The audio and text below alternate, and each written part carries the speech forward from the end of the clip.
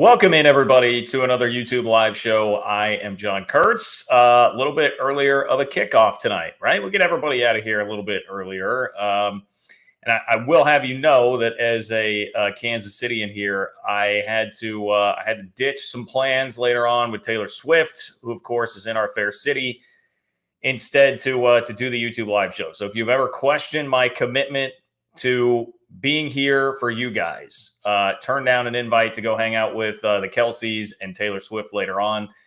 That's how much I love you, and I'm going to go ahead and just get it started with this. Will, thank you, Will. Thank you for your contribution and for asking the question of the hour. My thoughts on Swift Kelsey as a KC fan. I love it. Now, I understand some of the hesitation here. What's it going to do to Travis Kelsey's game? Like, will this be a distraction? It's going to be covered like crazy now. Look, we've got a bunch of Super Bowls. It's going to be all right. I think it'll be okay. And I want Kansas City to be on the map. All right. I need Taylor Swift showing up to as much as she can in Kansas City. I need her to be around here as much as possible to highlight the city.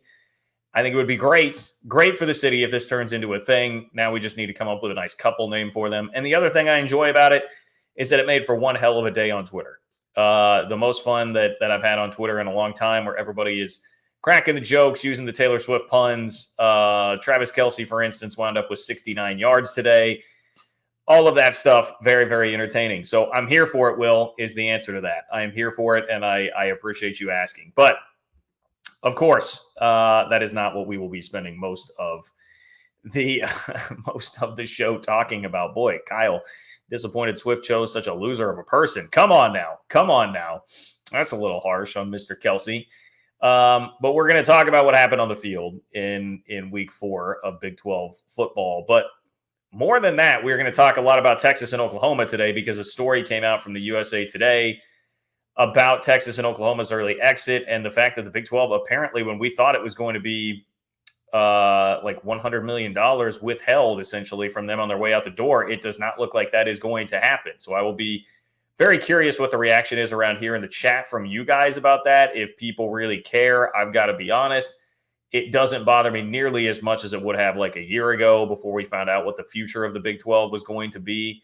But we'll get into that. And there are a ton of details in this story. Kirk Bowles, I know, was a part of this from the Austin American-Statesman, but it came out through USA Today. So we'll break it all down. But there was a lot of like realignment related stuff that came out here within the last 48 to 72 hours. We also have a story about the Big 12 giving a signing bonus to Colorado. The Big 12, according to a Mac Engel report in the Fort Worth Star-Telegram, had a chance to add Stanford and Cal, but that was shut down by Iowa State, Oklahoma State, K-State, and Texas Tech. We'll see how much we get to with all of this. The ESPN, I thought it was kind of a bad look on their part over the weekend. They took some shots from Jake Dickert, the head coach at Washington State, and then people on Twitter with comments from Pat McAfee on game day. So in the realignment space, we do have a lot to chew on here from the last week or so. So that's what I have lined up for you here on the show today. But you guys know how it works. You can control a lot of the content on the show throughout the entirety of it over the next hour or so. And you can do so while supporting the work that I'm doing here to bring you Big 12 conference realignment, college football, college hoops content on a weekly basis. You can be like Will and Daniel, who have already flashed in here and done it. You can click the $ below the chat box to attach a donation to your question or comment. That is how it ensures that it gets on the show. We're approaching the 100 people mark in the chat tonight. I will not have a chance to pay attention to it all and be up to speed on everything going on in there. There will be too much happening. So the way that you can get on is to attach a donation by, again, clicking the $ below the chat box. It will make it a super chat, stars it, puts it in a separate column for me, and ensures that you will get on the show here tonight.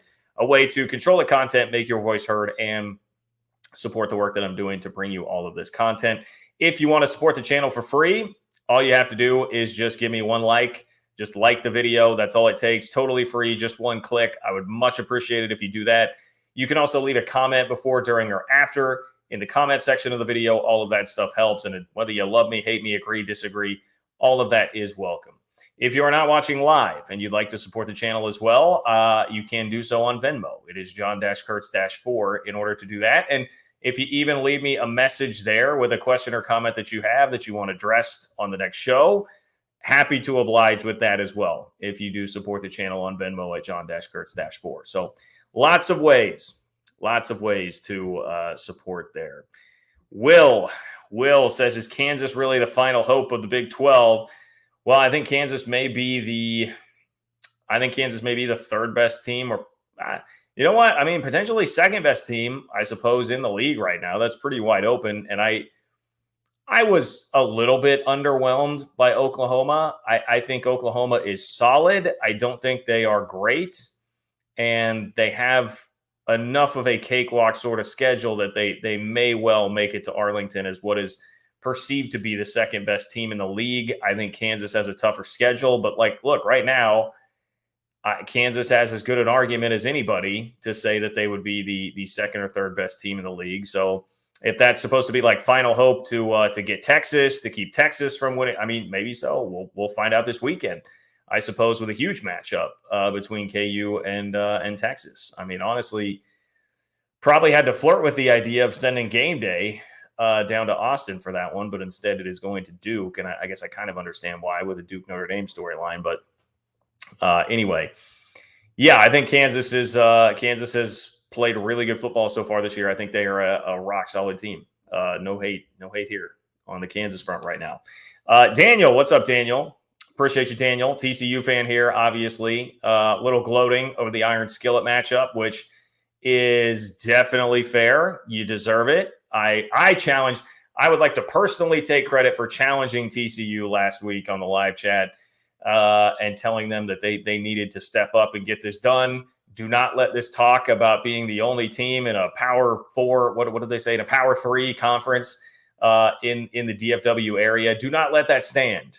And TCU did not, by dominating the second half of that game, kind of outlasting SMU en route to victory. Fairly similar, I thought, to the dispatching of Houston the week before. So TCU has acquitted themselves fairly well after the Colorado loss to start the year. But Daniel says, wishing our little brother well on their unpaid internship in the ACC. The Skillet is staying home. I tell you what, Daniel, that is pretty good. An unpaid internship in the ACC is pretty solid. Paying your way for 9 years, that is very good. I will either get into it today, later on in the show, the Mac Engel article, or do just a separate video on it. But he really did a good job detailing all the history of this with SMU and TCU. And his point was kind of that, hey, the Big 12 not going down the Stanford and Cal road hurts TCU because it opens up this door for SMU. And he pointed out that he thought the rivalry, even if the game's not going to be played past 2025, could get potentially more chippy, more hostile. With everything that's going on. And I think that definitely makes sense. That is very, very much possible. Two Changs. What's up, Two Changs? Two Changs with the picture of a Blockbuster rewards card as the profile picture there. I like that a lot. Two Chang says, give it up for the Pac-12, the best conference, 6 to 8 NFL quarterbacks starting, and Penix might be the best quarterback in the country. A one-loss Pac-12 team will make the playoff. Look, you can't really – the Pac-12, there is not much you can say negative about them right now. For as much as the league has struggled over the last 5 to 10 years on the field and struggled to garner national attention, those are the big boys right now. I mean, and even some of the SEC struggles this year have been pretty well documented. An underwhelming non-conference. Alabama with an underwhelming team by their standards so far this year. Georgia, it's hard to really know because of their schedule. LSU was kind of playing with its food against Arkansas this past week. It feels like the Pac-12 may be about as good as anybody in the country. I think it's fair to hold them in that regard. And like Washington, you're talking about Penix. I mean, I watched a little bit of Washington and Cal. I was in true sicko mode at the end of the night last night, flipping back and forth between USC and Washington. I just wanted to watch Penix play a little bit. And I was like, man, I mean, you watch him layer some balls. It's incredible. That guy is great. And Washington has been killing people. So Washington looks awesome. Oregon, obviously, they stopped Colorado, which is, shouldn't be that surprising. And a lot of the discourse on both sides of the Colorado thing is just a little exhausting. But Oregon is clearly also very good. USC, I mean, Caleb Williams is still doing Caleb Williams things. I saw that touchdown that was kind of backbreaker in the Arizona State game, and you're just marveling at it. Like, dude, this guy is incredible.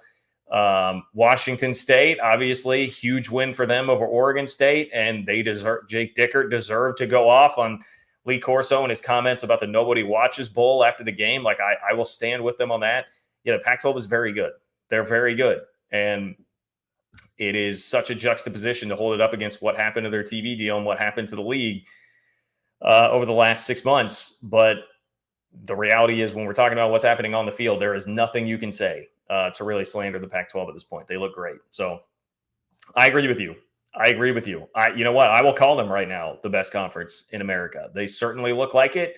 And I would be very interested to see if those at the top would be able to compete with a Georgia this year. Hopefully, we'll find out. I mean, that seems like the most intriguing route to me as of right now, especially if it's going to be a little bit of new blood in the playoff trying to do that. I'm very much here for it. By the way, don't even mention Utah there, who's coming into the Big 12. I mean, they just another rock fight grinder of a win, and they continue to beat Power 5 competition this year and do it without their starting quarterback. So lots of respect for what the Pac-12 is on the field right now. A ton of it. Would not take anything away from them. Okay, let's get into Texas and Oklahoma getting off a little bit easy here with this SEC exit. And even just judging by the reaction so far, and I want to know from you guys, like if this bothers you at all, but I have not seen really like a strong visceral reaction from anybody about Texas and Oklahoma and this story. It has not made waves like I think it would have a year ago, 2 years ago, because I would guess that most people are kind of in the same position that I am right now. But I will go ahead and get into the article. Sorry, let me pop off Two Changs. Appreciate you, though, Two Changs. Okay, so from the USA Today, the universities of Texas and Oklahoma, two of the most powerful brands in college sports, will leave the Big 12 in 9 months, but will suffer a much lesser financial impact from the move than the $160 million that was originally expected. So the Big 12 announced in February Texas and Oklahoma would forego $100 million from the conference under an agreement that's allowing the schools to leave a year earlier than initially required. In response to recent questions from USA Today, the conference said more than $80 million of that is based on money the schools will not get in 2024-25, the year after the move. The rest is attributed to cuts in full revenue shares for 23 and 24 that Texas, Oklahoma, and the rest of the Big 12's continuing members will be taking to finance payments promised to the 4 schools that joined the conference this summer. So some of this stuff's going to start to get convoluted here, but USA Today asked questions to the Big 12. They said out of the $100 million they announced Texas and Oklahoma would forego, more than $80 million of that is coming from next year, the year that they are obviously leaving, not going to be in the conference. That would be forfeiting money that would be coming in that year. And then the other $20 million would be cuts in full revenue shares for this year that will be sent to help finance the 4 schools coming into the conference this summer. But information obtained through open records requests found this. Well, the Big 12's bylaws called for a withholding of 2 years' worth of their shares of conference revenue. Oklahoma and Texas have actually had no money withheld by the conference, and they won't in 23 and 24. All right, I think that is something that would have incensed some people back in 2021. Oklahoma and Texas will have no money withheld by the conference in 23 and 24. The shares for Oklahoma, Texas, and the 8 continuing schools are being reduced by roughly $7 million per school compared to what they received last year to fund the $18 million apiece for the new 4 members. And Oklahoma and Texas will be getting no money from the SEC's primary revenue sharing pool in 24 and 25. But according to the school's early agreements, they stand to collect millions through football and men's basketball specific distributions that already existed under SEC bylaws. So the long and short of this is like it's not going to be nearly as financially taxing on Texas and Oklahoma overall for a number of reasons as what they thought it would be when they initially were going to leave. They could also receive additional money through other specifically negotiated terms, and they're going to get transition payments from ESPN. So they will still get some money from the SEC, even if it's not the main revenue sharing pool. They're still going to get some money from the SEC. They're going to get transition payments from ESPN. And the Big 12 is not withholding anything here in 23 and 24. Here's a quote from ESPN. After Texas and Oklahoma made the decision to change conferences, those schools, along with the Big 12 and SEC, chose to accelerate the process and transition a year earlier. At that time, the media partners were brought in to reach a resolution that would satisfy all parties. for the 24-25 season. Quote, this was a business decision, Yormark said. Historically, the withdrawal from a conference has resulted in a negotiated settlement, and we believe we landed in a good place.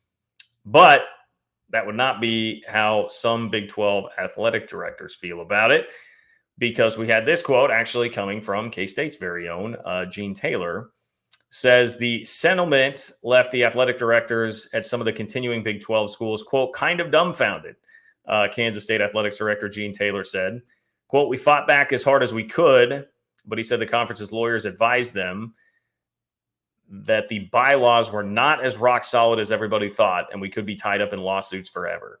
So apparently the reason for not enforcing these bylaws that would withhold distributions for 2 years for Texas and Oklahoma on the way out the door are because the lawyers for the league told them that the bylaws were not as rock solid as everybody thought, and they could be tied up in lawsuits forever, which was a very surprising thing for me to hear. I mean, on a couple of different levels, right? But for one, it was not that long ago. In fact, it was May, because I pulled up the article. But in May, we heard about, it was that Magnificent Seven group, right? The group of schools from the ACC that had been parsing through the bylaws, trying very desperately to figure out how exactly it was that they were going to be able to leave the conference. And a big reason why they weren't able to leave is because those the grant of rights was ironclad. That was the word used, quote, ironclad. And it was taken from the Big 12, that the Big 12 a decade ago allowed the ACC access to look at their grant of rights. And the ACC took that, and it was so ironclad that none of these lawyers in the ACC for all these different schools that are clearly highly, highly motivated to get the hell out of there. For instance, Florida State, as we've seen exactly how highly motivated they are. And yet it was so ironclad they couldn't figure it out. So you have the grant of rights that's all ironclad, and they did it in Delaware, and all these legal maneuvers to make it as ironclad as possible. But yet the bylaws here are not going to hold up because you're worried about being in litigation forever. That was a surprising one to me. I will admit that was. Here's a little bit more from Dennis Dodd at the time, who was talking about that ironclad grant of rights. He said, he said the ACC owes its hide to the Big 12, who gave the ACC access to its most significant legal tool, its grant of rights, around a decade or so ago. Quote, it was professional courtesy more than anything, Big 12 Commissioner Bob Bowlesby said. Every conference in college athletics holds a grant of rights with its member institutions, but the ACC modeled its version of the legal document entirely off of the Big 12's version, which gave the two conferences nearly identical legal ground to stand on. Dodd then goes on to say that Bowlesby and everyone who reviews it uses one word to describe it: ironclad. All right, so that's a little bit of context and why that piece made it a little bit surprising to me that the Big 12 is not going to push this. Says the bylaws in place in July 2021 stated that any school withdrawing from the conference would owe a buyout amount equal to the sum of conference revenue shares it would have otherwise received during its final 2 years in the conference. And there was a provision that would allow most of the buyout to occur through the conference withholding revenue that it otherwise would have given to the school. In addition, the payment of the buyout would not free the school from the Big 12's grant of rights agreement. So in other words, if a school changed conferences before June 30th, 2025, the Big 12 was supposed to be getting the TV rights fees for the school's home games and withholding payments for 2 years. So they'd be losing 2 years worth of money, plus have to pay back to get the grant of rights, the TV rights back as they head into the SEC. But that is not what happened. Texas and Oklahoma received full revenue shares from the Big 12 during the fiscal year ending June 30th, 2022. Big 12 Commissioner Bob Bowlesby said that at the time there was no withholding of revenue because they were still suggesting they would stay to the end of the TV contract. So look, like a lot of this is starting to get kind of convoluted here, and there are just a bunch of details about all this. I mean, Yormark said the conclusion of the conference's spring meetings in 2023, Oklahoma and Texas were getting full shares for 22 and 23. The other schools in the Big 12 said they would be getting full shares in 23 and 24. So this is all part of the agreement that was apparently reached, that they were not going to hold their feet to the fire on the $100 million. The Big 12 wrote that the $100 million cited in the February statement is an estimate based on financial distribution projections. Conference revenue derived from media rights contracts will not decrease despite early departures of OU and Texas. So apparently this is a part of it too. They're not going to lose value on the TV contract with OU and Texas losing or leaving. So I guess you don't hold their feet to the fire as much because of that. By leaving a year early, both institutions forego distributions from the Big 12. Texas and Oklahoma will leave behind. They will leave behind at least $13 million in NCAA basketball revenue. But, even if you go back to the USA Today article cites a quote from Jamie Pollard, the athletic director at Iowa State, where he said, Iowa State Athletics Director Jamie Pollard said that had the bylaws been fully enforced on Texas and Oklahoma, that would have been $160 million between the two of them. I think we're at 65% of that. I don't feel we were shorted or cheated as a conference. I wish they were still in the league, but everybody got what they needed to get. I would be under the assumption they'd not be paid their shares this year. Someone in the Big 12 office would have to answer that. Well, now that apparently has been answered, and they will be paid the shares. So that's what's going on here. And then we have this part about the SEC and ESPN. So for 24 and 25, Oklahoma and Texas won't be getting money from the SEC's primary revenue sharing pool, but they will still get something from the conference. The SEC will cover basics like their expenses for participation in championships, other postseason events. They'll also get the standard participation payments if their football and men's basketball teams play in a bowl game or NCAA tournament. And then in 24-25, they'll get shares equally with the other 14 schools in new and additional marginal net revenue.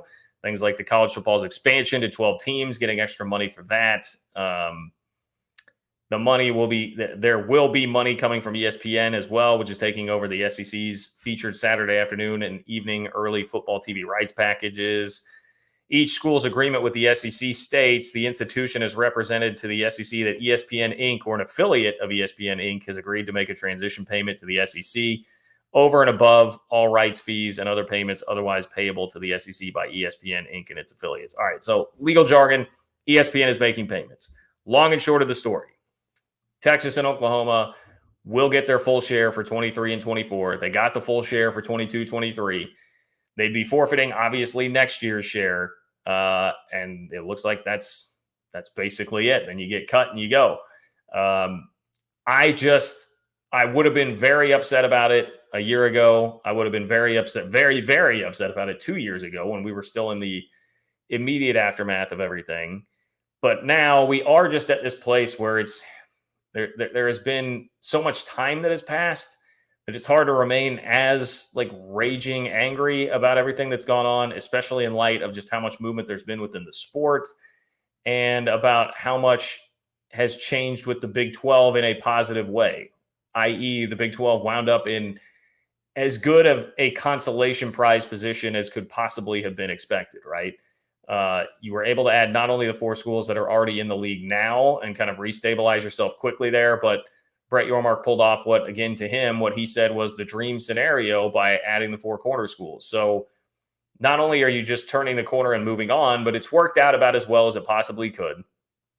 And if there really is a legitimate threat, I would love for someone to do some more digging on what the deal is with the bylaws that would not potentially hold up in court and how serious a threat from Texas or Oklahoma on suing over that would be. I'm sure that they have parsed through everything and looked over everything. So if there is anything loose, they'd be able to figure that out, but I'd love to know what it is.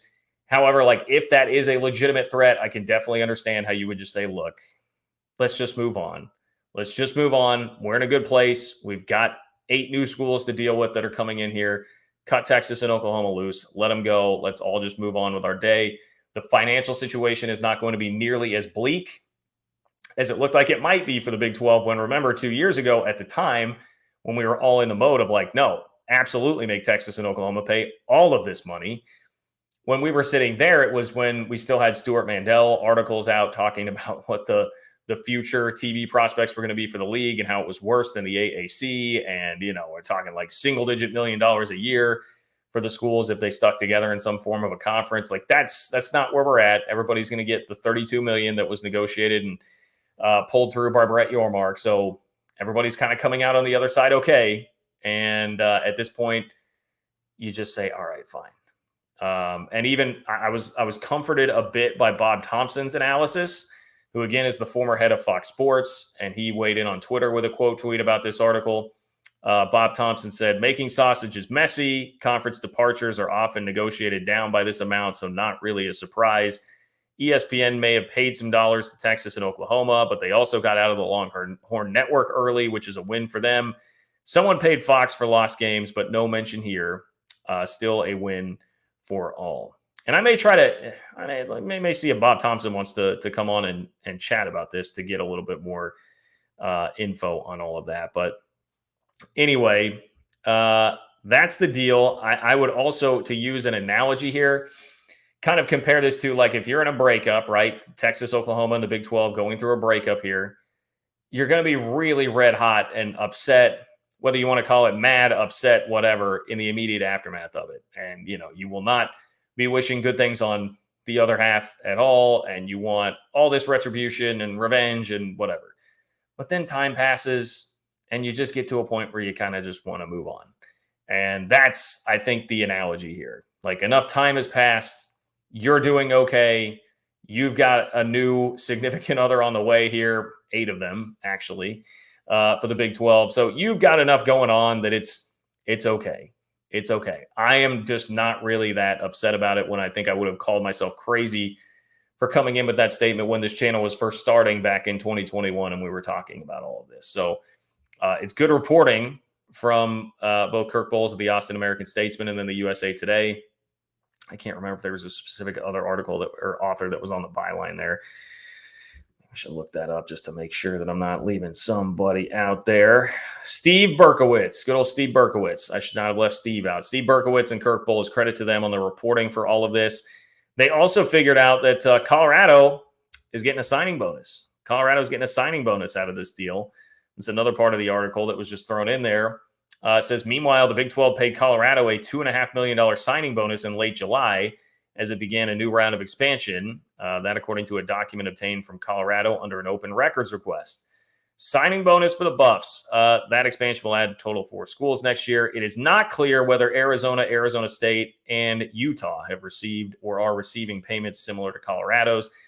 They don't know anything because Utah denied an open records request, citing that its document remains in draft form, and Arizona and Arizona State have not responded to their records requests yet for the agreement with the Big 12. So they didn't wait for that. They just went with the article without hearing on that front.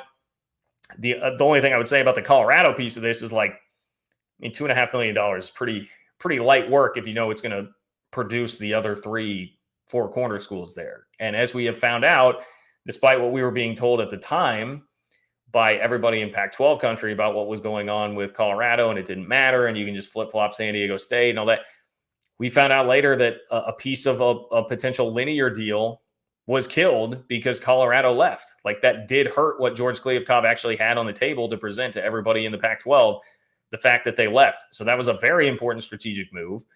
We said all along throughout that realignment process, you needed dominoes to start falling, and Colorado was definitely the biggest domino to that point. And Colorado was the domino that made everything else fall into place, even what was going on with the Big Ten and them opting to finalize Oregon and Washington and go that route. So well worth it, even if Colorado is the only one to get it, well worth spending that extra money to make sure that you've got Colorado secured and kicked off everything else. So I would not think that should be anything that's too terribly surprising to anybody. But that's my best job of summarizing all of this. If you want to read the entire article, again, it's USA Today that reported this. It's a lot of detail to wade through with everything going on there, but the long and short of it is, I mean, look, I can even read you. They did a nice job of putting some bullet points at the top of the story. It says Texas and OU face the prospect of losing 2 years worth of payouts from the Big 12, but that's not what happened. Colorado received a $2.5 million signing bonus from the Big 12 in July, and ESPN has agreed to make payments that will be directed to Texas and Oklahoma. That's what we have there from that story. All right. If you want to be a part of the show, remember, you can click the $ below the chat box to attach a donation to your question or comment.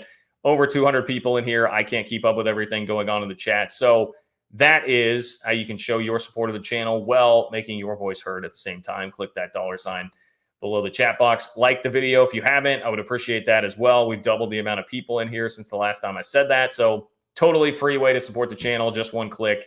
You could give me a click. I would very much appreciate that. And leave a comment in the comment section of the video before, during, or after. All of that helps. It's John-Kurtz-4 on Venmo. Also, if you are catching up to this after the fact and not watching live, you can send your question or comment there, and I will answer it on the next show. Would be happy to do that. We say hello to Alan. What's up, Alan? Alan says, John, fortunate to beat BYU. They are solid. Defense stepped up. KU, Texas, and OU at 4-0. Pray we beat Texas. Need to keep them out of the Big 12 championship and send them packing to the SEC. Rock Chalk Jayhawk Allen. Yeah, solid win for KU. I watched most of that game. That was one of the advantages to after being on the road for 3 weeks, to the first two to Manhattan and then to Columbia, I just opted to stay home, not go to the UCF game. I just needed a weekend at home to decompress a little bit, but it meant that I got to watch games, had 3 screens going the entire day. It was great. And I had KU BYU on the main screen there, trying to watch most of that game. Kansas defense made some plays, man, picking up a couple of touchdowns there that were badly needed for Kansas in that game. I do think BYU is solid. I think Kansas is a little bit better. I anticipated Kansas with their offense to control that game a little bit more than they actually did. I thought KU might win that by 3 scores or so. Instead, it was the defense making 2 massive plays that wound up being basically the difference in the game there. So when you have 2 fairly evenly matched teams, you get the home team rolling with the defense. I mean, that play Jacoby Bryant made to just blow that guy up and then run it in for a touchdown is about as good a defensive play as you'll ever see. And then probably a fairly ill-advised play from Slovis to start the third quarter. And bam, that's basically your game. So really nice win. Kansas now has snuck into the polls. I think they're very deserving of that. I think that's about what I would think of them. They look to me like an 8-4 sort of team that's at the back end of the top 25, and they've got a chance to get better and prove it even more. But I'd be hard pressed to have them any lower than 3rd right now in the Big 12 power rankings. If you're doing that, I think anybody would be fairly foolish, particularly if you're doing it based off of resume so far this year, to have them any lower than that. So that means they're going up against the number 1 team in the league right now in said power rankings this weekend in Austin. That's a big game. And we all know what happened 2 years ago, the last time that game was in Austin. Now, on the same hand, we all know what happened last year with Bijan Robinson and company in Lawrence. That did not go very well at all for the Jayhawks. But I think that should be a very good game this weekend. So it's definitely losable for Texas. I mean, no doubt it's losable. I would think that basically every Big 12 game is somewhat losable for Texas based on their track record of not really getting up for games. But I don't know that we can say that anymore because this league has been so down. And Exhibit A with that, unfortunately, was Baylor this weekend, where they just really could not throw up any legitimate resistance to Texas. Texas basically just got to go out there, play some solid defense, run the ball pretty well, let Quinn Ewers throw it around and even run it in for, I believe, a career-long rushing touchdown. And that was all it took, all she wrote. But anyway, appreciate your thoughts, Alan. Appreciate you being here and supporting the channel as always, my friend. Great win for your Hawks, and we'll see what they can get done in Austin this weekend.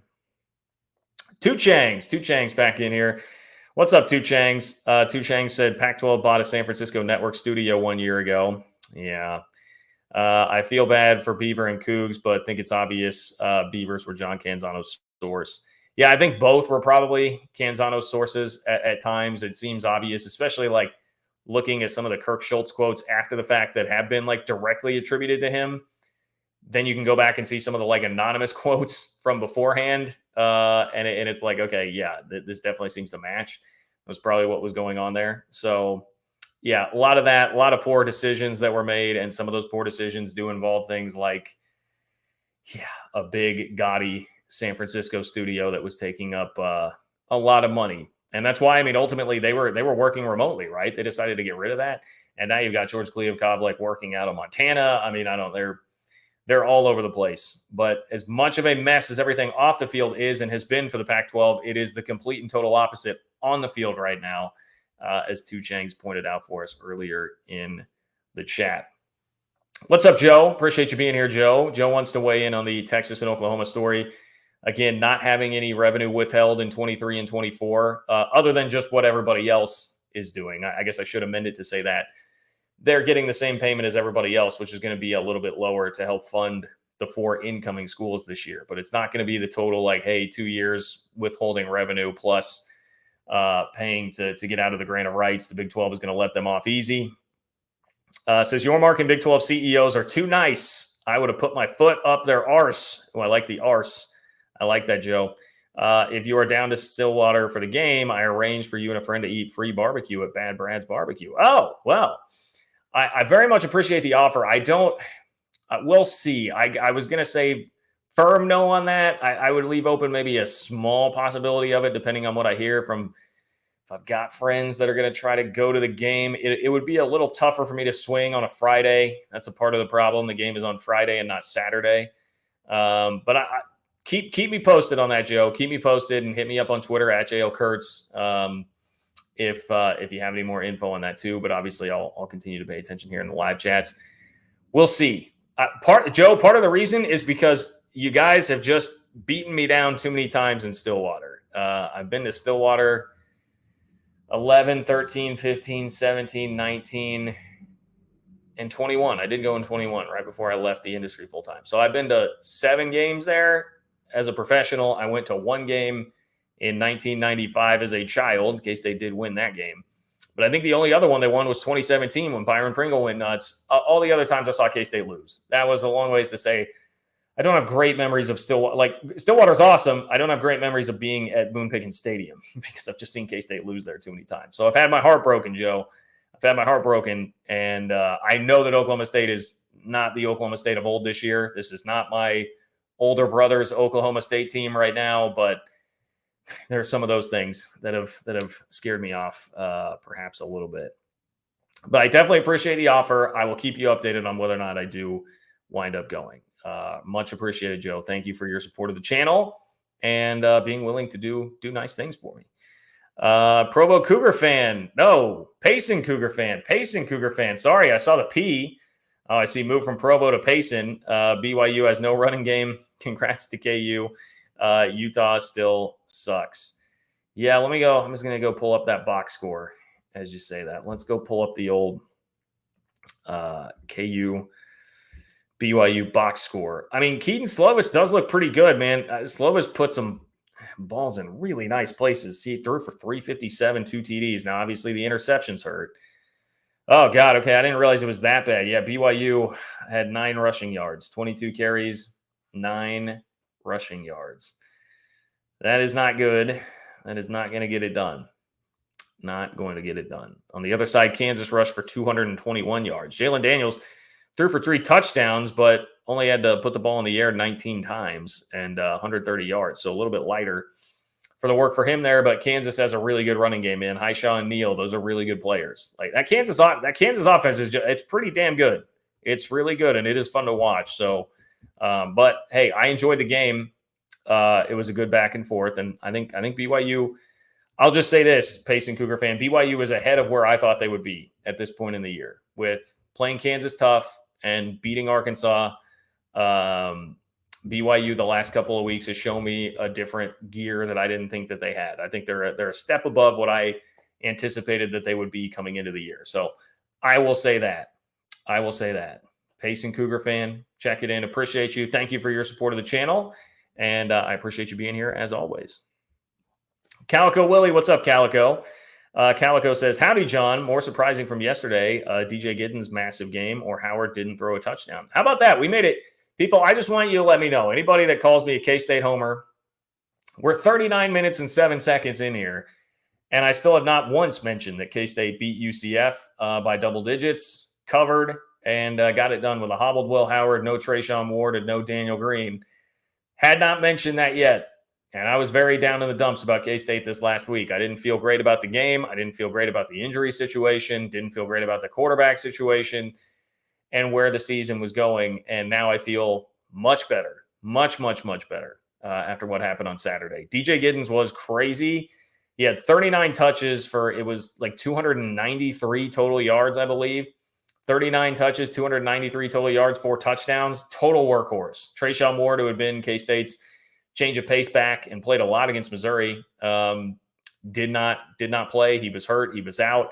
And so DJ Giddens had to shoulder the entire load. And, man, he did it and did it where he didn't even look tired by the end of the game. It was unbelievable. Like, he just kept on trucking. And that was a huge part of the win. I would say probably DJ was a little more surprising because early in the week, the word that we were hearing behind the scenes was that, like, Will Howard was probably not going to be able to start and that they were, like, planning on Avery Johnson potentially starting the game because Will was having so much trouble moving. But obviously got a lot better throughout the week and had a ton of toughness to get out there. But based on the fact that I figured he would be limited and a little bit hobbled and, has been a bit erratic this year at times. Now, a lot of K-State fans are going way overboard on overreactions on Will Howard. I think generally he's been above average, but it's been with some erratic throws in there. It would not have shocked me if you would have told me going into that game, hey, he's not going to throw a touchdown pass. I would have been very surprised to hear that DJ Giddens put up almost 300 total yards and 4 touchdowns. I definitely would have been surprised by that, especially because Calico, a big part of this is the offensive line too, and they deserve a ton of credit for what they did against UCF. Helped K-State control the game on the ground after being very underwhelming the first couple weeks. I think it really helped to get Christian Duffy back. He played 39 snaps, which they were hoping for 20 to 30.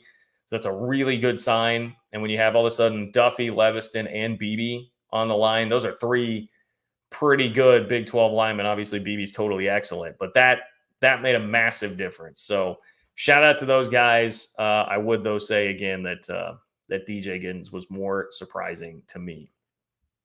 DW to CB. What's up, DW to CB? DW to CB says reasons for Colorado joining the Big 12 ain't hard to find. I'm guessing is that a reference to the $2.5 million? Is that a snarky reference to Colorado getting blown up by Oregon on Saturday and not being very good, and that's why they're going to the Big 12? I'm not entirely sure what the dig is there necessarily, DW to CB, but I am willing to discuss any of those angles. Maybe the game on Saturday was a win for hoping that Coach Prime's going to be around for an actual couple of years in the Big 12. Maybe it takes a little bit of the shine off, even though it shouldn't. It shouldn't. If he gets Colorado to a bowl game this year, which I think he will, it's a massive accomplishment to take that program from being basically the worst Power 5 program in the country last year to a bowl game. It's a massive accomplishment and a testament to what that guy is as a coach and the talent acquisition he's put together. It's just going to take some time, man. I mean, they have a long way to go. Oregon's been recruiting at an elite level for a long time, and I know the book on Oregon is always that they're weaker on the lines and they have these great skill position guys, but I mean, they're a hell of a lot better on the line than Colorado is right now. So it's just not surprising at all to me that you got that kind of an effort, especially when, like it or not, Colorado gets a lot of attention, and clearly Dan Lanning and company took that to heart and did not like that, and they used it to their advantage motivation-wise. You got like a fully torqued, fully motivated Oregon team that already had that sort of advantage over Colorado, whereas if this were just an improved Colorado team that were 3-0 under, I mean, insert random head coach here, insert like another Dan Lanning, who's not a guy that's getting all this attention, you may not have gotten as much focus out of Oregon, but clearly they were ready to go.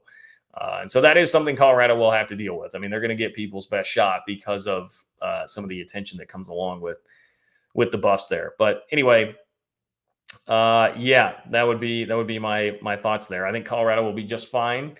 And I already reiterated, if it was about the $2.5 million payment that the Big 12 now has made that USA Today uncovered with the Freedom of Information Request Act, I think that's totally justified. The Big 12 needed that domino to fall. So give the money. Give that man his money. Give Coach Prime and Colorado their money to get to the Big 12 and eventually bring the rest of the four corners with them. David, what's up, David? David, not David. I always say David. You tell me it's not David, but you don't tell me how to actually pronounce it. But we're rolling with David again here. David, I appreciate your support of the channel. Thank you, my friend. David says, late to the party, just showing some love and support, pulling for the Cyclones to beat the absolute hell out of OU or just win in any capacity. Hey, I would love that too. I would love that. You know I would love that. And the Clones they've got an offense now. How about that? Iowa State playing a little bit of offense, huh? Over 300 passing yards for Rocco Becht. He had the third best QBR of anybody in the league last week. He had a better QBR. Who had this down? Rocco Becht had a better QBR than Jalen Daniels on Saturday.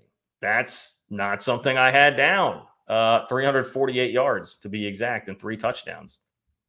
So that's got to be a confidence boost for your Clones, man. That's got to be a confidence boost there. I know Matt Campbell had the comments after the Iowa game. Had like a couple bad weeks where not only you lose the Iowa game, but Matt Campbell says after the game, like, look, I think we played as well as we ever have in the game. And then he has the interaction with the fan who tells him he's on the hot seat after they lose at Ohio. A lot of bad stuff happening there, but this was a nice bounce back. Say what you will about Oklahoma State, and clearly I think they are a mess right now, it would appear. But to be able for Iowa State to put up that kind of offense on anybody represents marked progress. Like that is not what Iowa State has been able to do against hardly anybody for the last, well, ever since Brock Purdy left, for sure, the last 2 years.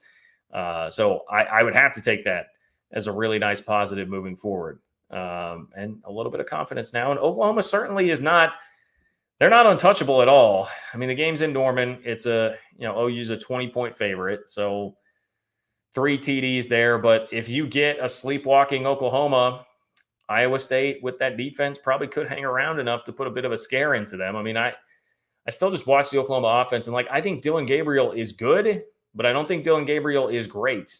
It's like I see him against Cincy. He's missing guys on deep balls. He seems to be better, short to intermediate. He's not a guy that I look out there and say, man, he's making all kinds of crazy NFL throws. I think he's pretty good, but I don't think Oklahoma is overly elite at the skill position. They still just kind of look like sort of the same team from last year to me, except with probably a little bit better on defense right now. So does that mean that they can make the Big 12 championship game? It does, because with their schedule, I think that's going to be enough. But I think Iowa State, they've got a shot if they get kind of a sleepwalking Oklahoma this weekend. That's what I would say, David. That is what I would say. Juan Sex 51. What's up, Juan Sex 51? For all the Big 12 fans angry at Utah fans, y'all need some Utah. Utes and Jayhawks carrying the future Big 12. I paid a little bit more attention to Utah, Juan Sex 51 this year, obviously with them now coming into the league, and they're just impressive as hell. Kyle Whittingham is a boss, and they do it in such a nonchalant is the wrong word, but it's under the radar. Everybody else is picking up all this hype in the Pac-12. There's so much going on, so many storylines, so many great players, and Utah, without its star quarterback, has just quietly been plodding along. I think I went on the diatribe last week of how it was pointed out by John Wilner that they've already now kind of figured out the quarterback situation for next year and got that all squared away because of the injuries this year. And yet they continue to just win games and beat pretty good teams at 14-7. I mean, UCLA, it's just a game that never in a million years would I have thought UCLA, even without Cam Rising, would waltz into Utah and win that game. But then to get grinded out 14-7, I mean, that is just not the game that a Chip Kelly team wants to play, is 14-7. You could have given me that final score before the game, and I would have just run to Vegas and put my life savings on Utah money line, which, wouldn't have netted me a great profit necessarily, but I would have just done it there because you know who's winning a 14-7 game when it's UCLA and Utah at Utah. So they just keep moving right along, and you've already heard me sing Kansas's praises already on the show today. So no argument from me, 1651. Utah's going to be a real bitch for anybody to try and knock out when they do get to the Big 12. I absolutely believe that. Lorenzo Haynes, what's up, Lorenzo Haynes? I appreciate the support. I don't see question or comment attached there. If I missed it, just try and tag me again, get a $1, $2 donation, whatever. I'll make sure that I get to that if you just misplaced it there and didn't get it, because I'm too far gone in the main chat to be able to catch up to all that. So let me know, but I really appreciate the support, Lorenzo. Thank you for being here. I like the picture, the fat pug with diet starts ... I can't see the rest of the meme. I assume that's going to be tomorrow, right? Diet starts tomorrow for the chubby pug. But I appreciate you, Lorenzo. Thank you, man. Thank you for being here. Aglist, Alan, again, what's up, Alan? Alan says, heard there was free beer and guaranteed seating on November 18th at the wheel for anyone wearing purple. Just saying. Hey, Alan's going to keep working on me. I was just DMing with a media friend of mine who covers Kansas today, and we were talking about that. The conversation was about Missouri fans, actually, because I still had a couple Mizzou fans coming after me because, I tweeted that Gus Malzahn went full Eli Drinkwitz at the very end of the game with a timeout, which is not really a slam on Drinkwitz. It's just comparing he did the same thing, both Malzahn and Drinkwitz, with 1 second left in the game, down by multiple scores to K-State, called a timeout to get one last score in there. And I'm not I understand why Malzahn did it. Like get some momentum. And it was at that point a 20-point game, and that was not indicative of how close that game was. It was pretty back and forth. I understand it was a little bit more chicken, you know what, when Drinkwitz was down 40-6 and did it and had a penalty help out to make that happen. But I digress.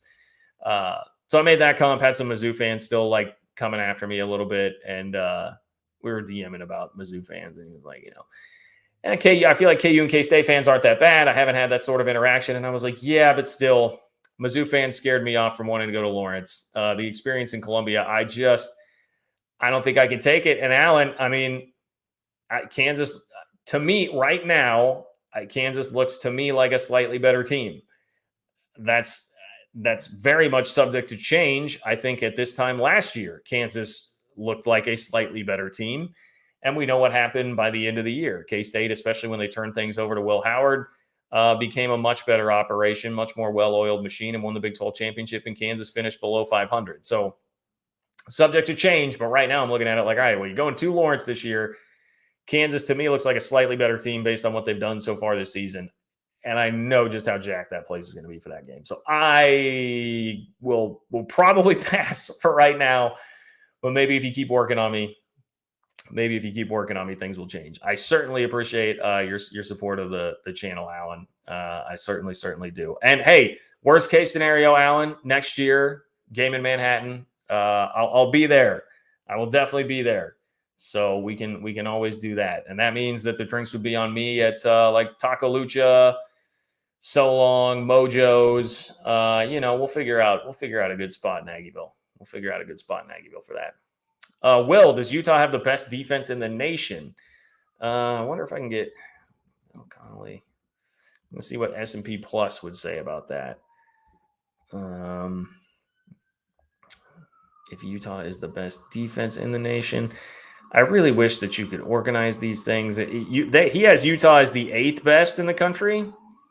He's got the Utah offense at 37, the Utah defense at 8. Interestingly enough, to Juan Sex 51's comments earlier, he's got K-State at 19, Utah at 18. So very similar teams, even though K-State does have the loss courtesy of the 61-yard field goal at Mizzou.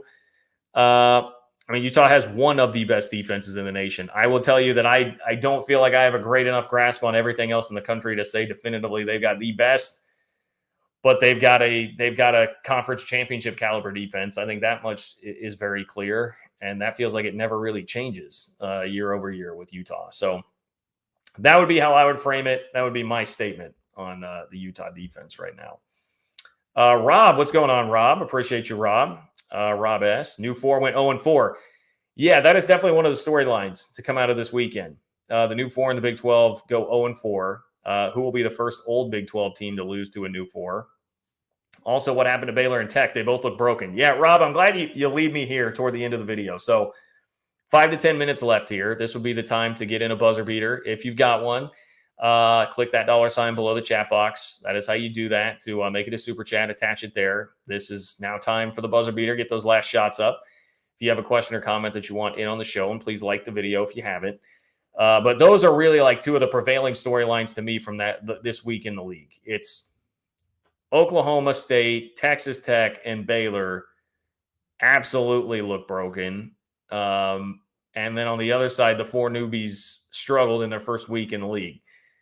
It goes back to, I think, very highly of a lot of the program. But BYU, I already said, they've impressed me this year. They look better than I thought. UCF, I'm still extremely bullish on their long-term future. And even in the loss in Manhattan, you can see like the speed. They've got speed more so than the other incoming schools do right now. Like they recruit clearly at a different level, and the talent composite would indicate that. So I'm bullish on their long-term future there. But it was always going to, I think, be a little bit tougher to integrate right away than some of the fan bases would have liked to believe, just because there is a difference. There is a difference. Going to K-State is a difference. UCF fans were awesome in talking about Manhattan and the atmosphere and how much they liked it. And I saw some comments of like, man, it's nice to go to road games where like people really care and the stands are packed and it's a great atmosphere. And like, yeah, that will be an adjustment. Like that will be something new that makes it a little trickier and a little more difficult. It doesn't mean that you can't do it and can't get there eventually, but at first, I think there's a little bit of a ramping up period that comes along with that. So it kind of, to me, just accentuated that whole storyline. Now, some of it is like you had some tough games, like Cincy hosted Oklahoma. I mean, that's not easy. BYU had to go to Kansas. We've been talking about them potentially being the second or third best team in the league to this point in the year, and you're on the road playing there. That's not easy. So UCF going to K-State, that's the defending champs. Like that's not easy. These were not exactly easy assignments for everybody. Houston played TCU. I know TCU was not the same TCU of last year, but that is still a team that won a college football playoff game last year. So there's a lot to that. Now you ask, who is going to be the first school to lose to one? What do we have this week? We've got Baylor, UCF, probably Baylor. Baylor having to go to the bounce house. They're 11.5-point dogs. Man, I don't know what's going on there. Sawyer Robertson, I'm looking at his numbers for the year, 647 yards, 1 touchdown, 4 picks. I know it's like Blake Shapen being hurt. That sucks. That's a tough blow. The only other one this week, Houston goes to Texas Tech. I mean, Houston could win that game. Texas Tech also kind of in shambles right now. But I would expect Texas Tech to win that game. They're 10-point favorites. I think the easy answer here is that Baylor would be the most likely to lose there. So, man, I just don't know. I mean, Oklahoma State decided to roll with Alan Bowman at quarterback for the entirety of the game, and I guess they got a little bit more out of their offense than what they had been getting, but still doesn't look great. The defense gave up over 300 yards passing to Iowa State. That's, no offense to the Clones, that's just never going to be a good day. That's never a good sign for your team. And I see, I see like Dave Aranda quotes coming out after the game where he said he still feels like it's a Big 12 championship caliber roster. I mean, I don't know. I didn't get the full context of that. I always try to be careful about taking too much from quotes like that without like hearing the question and the answer, the specific words that are used, the full context of everything. But I just don't like any of the vibes that are coming out of Waco. Even the one game they won this year against Long Island was not really that impressive. It does very much feels like that is broken. Texas Tech's offense feels like it is broken. Baron Morton, who just lit up West Virginia last year, couldn't do it this time. Now, granted, on the road and in a driving rainstorm, that was kind of a messy day. But I expected a little bit more there out of the Texas Tech offense for sure. And now, you started 1-3, no momentum. Shuck is out for a third straight year with a significant injury, 2 broken collarbones. Now this time it's a broken bone in his leg, a fracture in the leg. I mean, yeah, that's really going to test the resolve of Joey McGuire and company. Now, Texas Tech does still have, and I said before this last week, I felt like Tech would be the team that would rebound. And a part of that was based on, well, they've got West Virginia, Houston, and Baylor coming up next on the schedule. Like, you can get on a roll there. Well, they just lost to West Virginia. But I mean, Houston and Baylor are still very much gettable. So maybe if you get Baron Morton some confidence the next couple of weeks, you go take care of those 2 games, which should be gettable. Maybe things can start to turn around a little bit for Texas Tech, but certainly a struggle right now for the Red Raiders for sure. And I do have to, shout out to Neil Brown. And West Virginia fans. We heard from a lot of West Virginia fans. They were really offended and upset about being picked last in the Big 12. Definitely don't look like a last place team right now. They don't.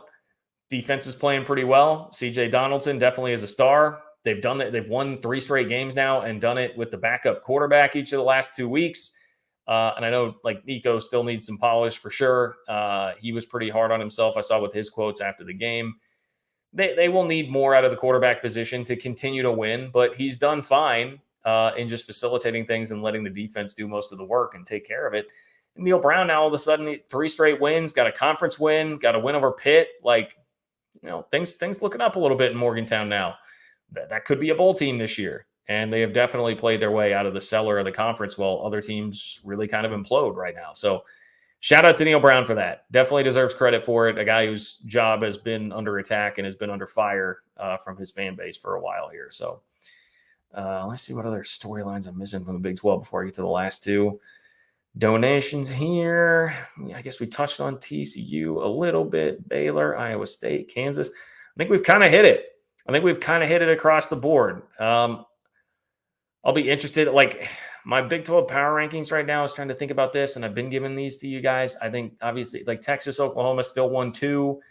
I'd go Kansas 3. I think I'd go K-State 4. And then after that, I'm probably like doing a TCU, UCF 5-6, BYU 7, maybe something like that. That's how I'd kind of start to build out your Big 12 power rankings right now after 4 weeks of this thing. Cat fan in Huskerland, aka Daniel Osborne. What's up, Daniel? Appreciate you being here and your support as always. Daniel says, "Tell Alan I might be there for the game." Hey, there you go, Alan. Daniel may well be in Lawrence for that football game later this year. Tell Alan I might be there for the game. Also, love the K-State and Chiefs victories this weekend. Yeah, around here in Kansas City, pretty nice weekend. Mizzou won, KU won, K-State won. The Chiefs absolutely blitzed the Bears, and Taylor Swift was there cheering in the press box, dropping an LFG for Travis Kelce. I believe I saw that Sporting won, and then the Royals swept the freaking Astros. Like it was all W's around here in Kansas City this weekend. So hey, a lot of wins. Good weekend indeed, Daniel. Good weekend indeed, and I appreciate you being here on the chat and your support of the channel as always, my friend. Thank you. And again, Alan, you might have Daniel to say hi to. A little bit of John Kurt's YouTube channel meet up in Lawrence potentially.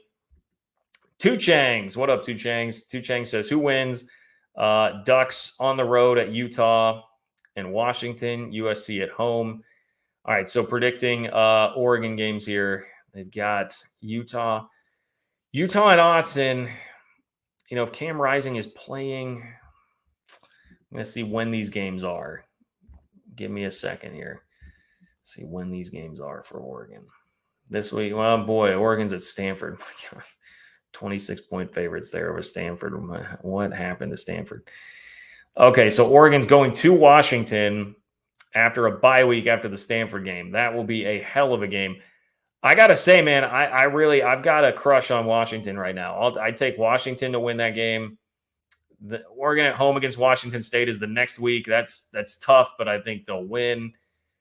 They got to go to Utah. I just have a hard time picking against Utah at home. I would say loss there, and then I think Oregon beats USC at home and probably beats Oregon State at home. That's a rough. The Pac-12, man. The Pac-12 is tough. That's a rough schedule, but that's how I would kind of prognosticate it out right now. And I guess that would give you basically the same sort of season that you had last year with Dan Lanning. I mean, look, Oregon certainly could make me look foolish for that. And my Pac-12 knowledge does not run nearly as deep as my Big 12 knowledge does. But it's tough for me to pick Utah to lose to anybody at home there. So, yeah, last year, 9-3 regular season. I forgot about the Georgia game at the beginning of the year. Could see a similar sort of thing play out for I assume your Ducks. Two Changs, I assume that you are an Oregon fan. I could see a similar sort of thing playing out there. But I will say I very much would strongly right now predict Oregon based on just what we know now. I would strongly predict them to beat USC at home. I think you will get that done. I don't think Lincoln Riley's team is tough enough for that. I don't think they're up for that. McMuffin, I'm sorry. McMuffin, Baylor fan, says, I'm so sad. I hate Texas. I hate TCU. I hate SMU. A season of hate, not of winning. Yeah. Look, I don't know what to tell you. I mean, I had Texas Baylor on the second screen for a while and was peeking at it, and just everything I saw did not look very good. Looked like Texas was doing about whatever they wanted, trying to run the ball, move the ball, and Baylor, that offense is just it's not good. And being that it's your last crack at Texas, that does suck, to be feeling like you got a couple hands tied behind your back when you're going at Texas for the last time. And, TCA, at least you got to see TCU lose to Coach Prime, right? You got to see TCU lose to Prime.